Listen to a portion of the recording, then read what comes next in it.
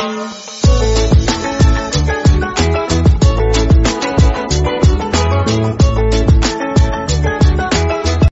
The lord. ప్రభువైన యేసుక్రీస్తు వారు ఈరోజు మనకు అందిస్తున్నటువంటి వాగ్దానం యోవేలు 1:14.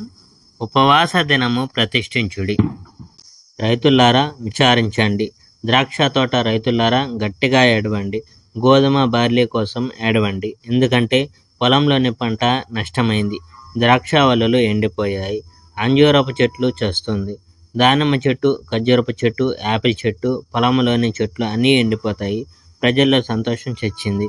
యాజకులారా మీ విచార సూచక వస్త్రాలు ధరించి గట్టిగా ఏడవండి.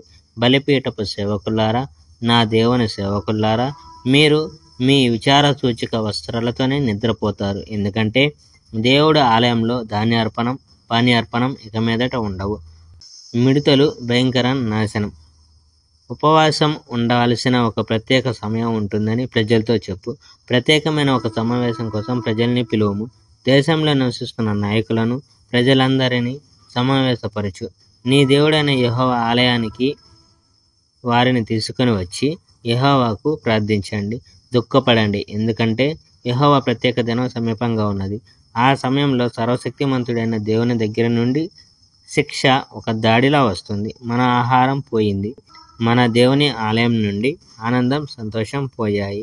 మన విత్తనాలు విత్తాం, కానీ ఆ విత్తనాలు ఎండిపోయి చచ్చి మట్టిలో పడి ఉన్నాయి. మన మొక్కలు ఎండిపోయి చచ్చిపోయాయి.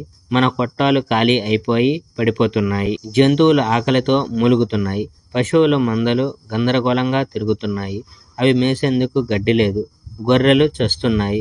యెహోవా సహాయం కోసం నేను నీకు మొరపెడతాను. పొలంలోని చెట్లన్నిటినీ జ్వాలలు కాల్చివేశాయి. అడవి జంతువులు కూడా నీ సహాయం కావాలి. కాలువలు ఎండిపోయాయి, నీళ్లు లేవు. మా పచ్చటి పొలాలను అగ్ని ఎడారిలా మార్చివేసింది. Praise the Lord. May God bless our India.